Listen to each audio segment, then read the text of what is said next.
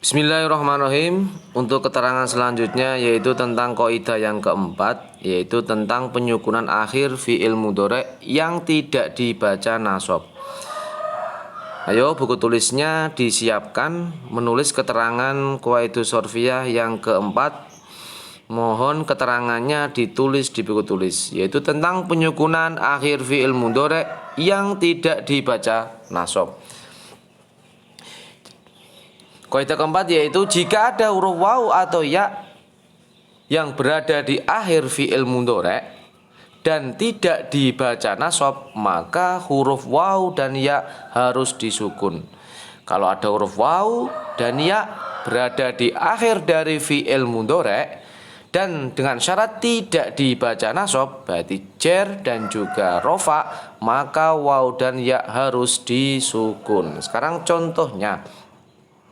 Yarmi asalnya yarmiyu, ya'fu asalnya ya'fu. Nah, ini ya dan juga wawu ini nanti disukun karena berada di akhir dari fi'il mudhari', berarti menjadi yarmi, ya'fu, yarmiyu menjadi yarmi, ya'fu menjadi ya'fu.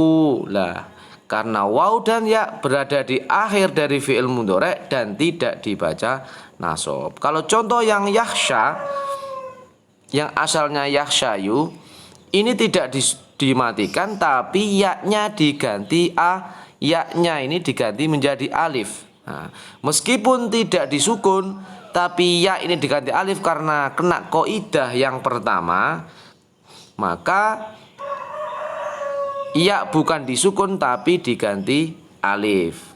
Karena meskipun diganti alif, maka alif selama tidak bisa menyandang harokat tetap namanya sukun. Itu contoh dari kaidah yang keempat.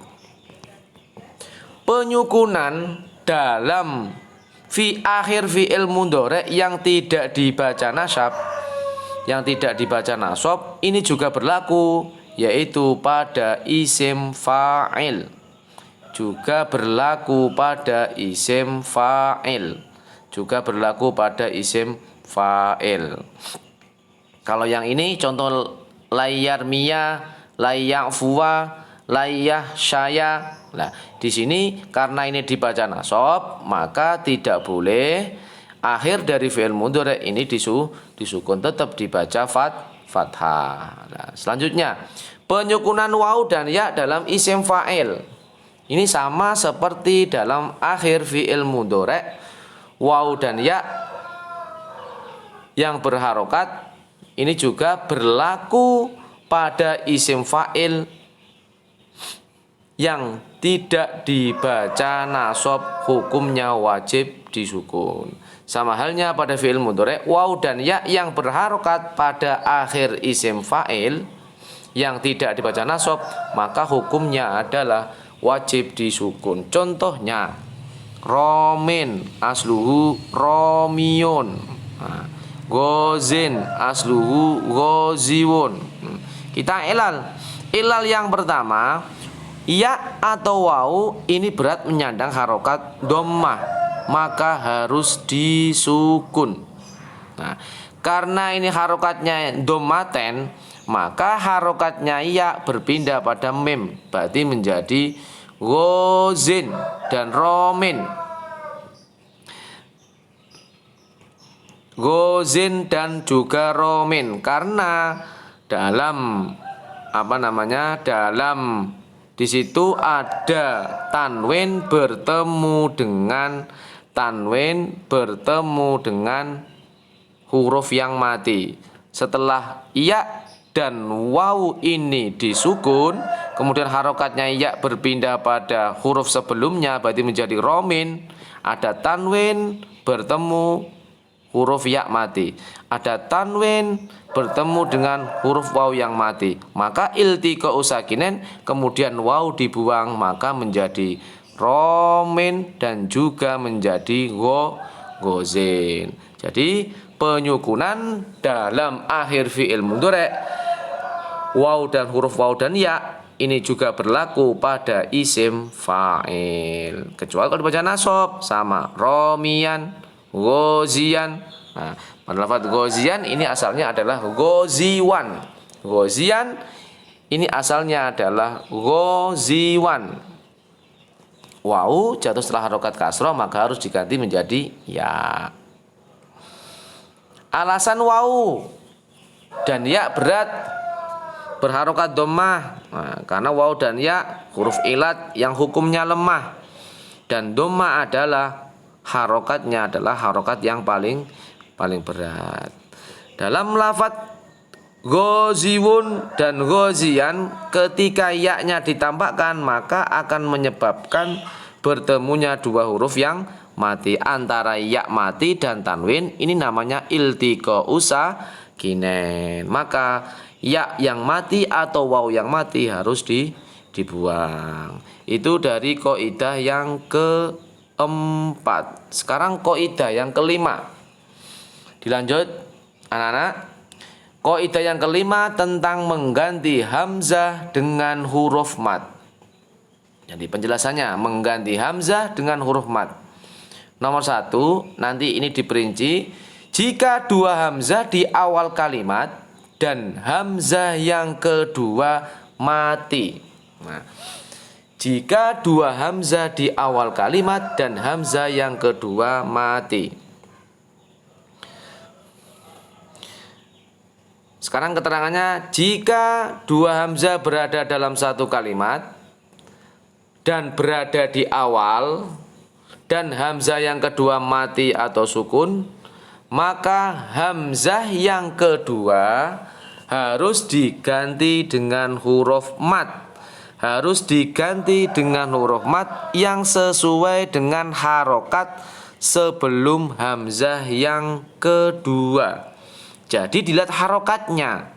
Saya ulangi, jika dua hamzah berada dalam satu kalimat dan hamzah berada di awal, dua hamzah berada di awal dan hamzah yang kedua mati, nah, maka hamzah yang kedua harus diganti dengan huruf mad. Nah, huruf mad diganti dengan huruf mad yang sesuai dengan harokat sebelum hamzah yang kedua. Contohnya ini. Nah, diganti dengan alif. Jika sebelumnya harokat fathah, maka diganti dengan alif. Contohnya athir. Ini asalnya adalah athir. Ada dua hamzah berada di awal kalimat dan hamzah yang kedua ini mati, maka hamzah yang kedua diganti dengan huruf mad. Kalau harus dilihat dari harokat sebelum hamzah kedua. Kalau harokatnya fathah, di sini harokatnya fathah, maka hamzah yang kedua diganti menjadi alif. Aksir berarti menjadi asir. Nah, diganti ya, sekarang diganti ya. Kalau diganti ya, sebelumnya harus berharokat kasroh karena ya pasangannya adalah kasroh. Itamin asalnya adalah iktamin.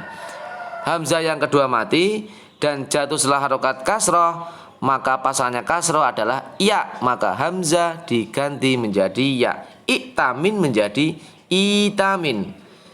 Ini juga itharun yang asalnya itharun. Hamzah yang kedua diganti menjadi ya, berarti menjadi isarun.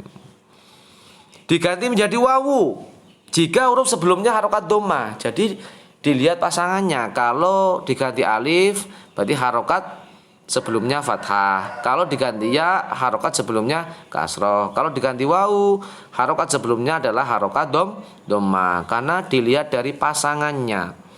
Contohnya uthirun asalnya adalah ufarun.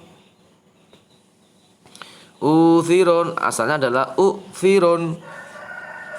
Nah, itu usarun. Uthirun ini usirun. Asalnya adalah uthirun. Ini uthirun harokatnya yang benar.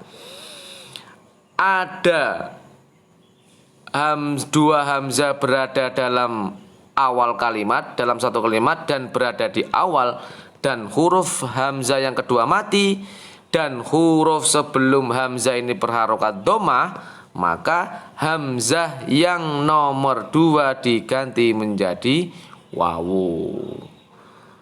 Utumina menjadi utumina menjadi utumin. Hamzah nomor 2 diganti menjadi wawu karena sebelumnya adalah berharokat dhammah. Ini kalau hamzah berada di awal. Sekarang perincian nomor 2. Dua hamzah di awal kalimat. Kalau tadi dua hamzah di awal kalimat dan hamzah yang kedua mati, sekarang dua hamzah di awal kalimat dan hamzah yang kedua berharokat. Kalau tadi perincian yang pertama dua hamzah di awal kalimat dan hamzah yang kedua mati. Sekarang perincian yang nomor 2, dua hamzah di awal kalimat dan hamzah yang kedua berharokat. Nah, jika ada dua hamzah berada di awal kalimat dan hamzah yang kedua berharokat, nah, maka contohnya ini diganti wawu. Hamzah yang kedua diganti wawu jika berharokat dhammah. Hamzah yang kedua diganti wawu jika berharokat dhammah. Contohnya awummu. Nah, ini contohnya adalah awummu. Asalnya adalah aummu. Hamzah yang kedua menyandang harokat dhammah, maka hamzah yang kedua diganti menjadi wawu, berarti menjadi awummu. Jika hamzah kedua berharokat fathah, maka terletak setelah harokat fathah, atau jika hamzah kedua berharokat fathah dan jatuh setelah harokat fathah ataupun dhammah, maka ini juga diganti menjadi wawu. Jika hamzah yang kedua berharokat fathah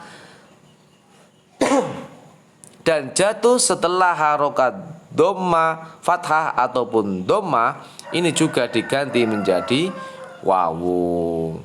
Contohnya awadimu asalnya adalah aadimu. Nah, ini di hamzah yang nomor 2 jatuh setelah harokat fathah. Ini contoh yang hamzah nomor 2 jatuh setelah harokat fathah, maka harus diganti menjadi wawu. Selanjutnya diganti ya. Nah, ini diganti ya, contohnya diganti ya. Jika hamzah nomor 2 berharokat fathah dan jatuh setelah kasroh, maka hamzah yang nomor 2 diganti menjadi ya. Jika hamzah yang nomor 2 berharokat fathah dan jatuh setelah harokat kasroh, maka harus diganti menjadi ya. Hamzah yang kedua diganti menjadi ya. Contohnya iyamma atau iyamun, asalnya adalah iamun. Hamzah yang nomor 2 berharokat fathah dan jatuh setelah harokat kasroh, maka hamzah yang nomor 2 diganti menjadi ya. Karena apa? Karena pasangannya ya adalah kasroh. Nah, perincian nomor 2 B. Jika hamzah yang nomor 2 berharokat kasroh secara mutlak, pokoknya ada hamzah yang nomor 2 berharokat kasroh, baik jatuh setelah harokat dhammah, jatuh setelah harokat fathah ataupun kasroh, maka hamzah yang nomor 2 ini diganti menjadi ya, tetap diganti menjadi ya. Contohnya ayinu, asalnya adalah ainu. Ayinu asalnya adalah uyinu, asalnya adalah uinu. Iimmu asalnya adalah iyammu. Ini dulu, iyammu asalnya adalah iimmu. Yang ini ayinu yang ini uyinnu. Ainnu ini uinnu. Sama. Hamzah yang nomor 2 berharokat kasroh tapi jatuh setelah harokat fathah, jatuh setelah harokat dhammah, jatuh setelah harokat kasroh, jatuh setelah harokat kasroh. Maka semua hamzah yang nomor 2 harus diganti menjadi ya. Itu kalau hamzah berada di awal kalimat dan hamzah yang nomor 2 menyandang harokat. Untuk pelajaran yang terakhir dalam pertemuan ini, kaidah kelima adalah ketika hamzah berada di akhir kalimat. Jika dua hamzah berada di akhir kalimat, maka hamzah yang kedua harus diganti menjadi huruf ya. Nah, ini adalah lafaz jain. Jadi lafaz jain ini iklalnya panjang. Contoh lafaz jain. Jain ini asalnya adalah jayiun. Huruf ya jayiun.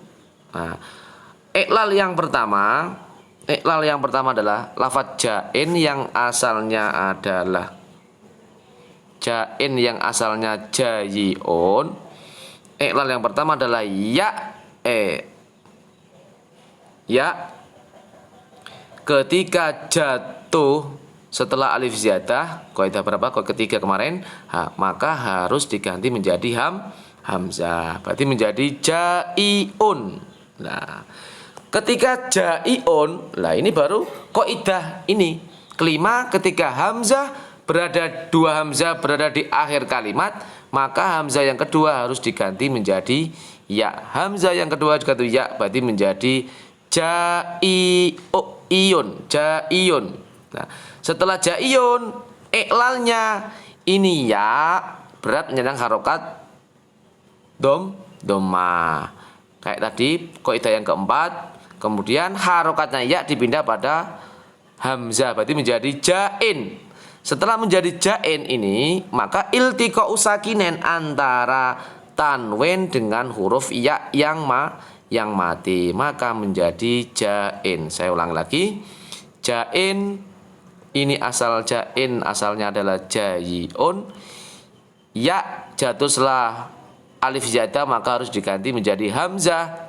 Dulu kaidah ketiga menjadi jaiun. Nah, ketika ada dua hamzah di akhir kalimat, maka hamzah yang nomor 2 harus diganti menjadi ya, berarti menjadi jaiyun. Nah, setelah jaiyun, ya ini nanti berat menyandang harokat dhammah.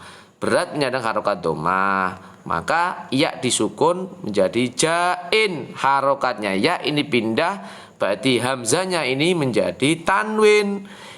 Ketika ada tanwin bertemu dengan ya yang mati, maka iltiqa'u sakinin ya, maka ya harus dibuang, maka menjadi jain. Mungkin itu anak-anak untuk keterangan dari kaidah yang nomor 4 dan nomor 5. Kita akhiri dengan bacaan hamdalah. Alhamdulillahirabbil alamin. Al-Fatihah. Assalamualaikum warahmatullahi wabarakatuh.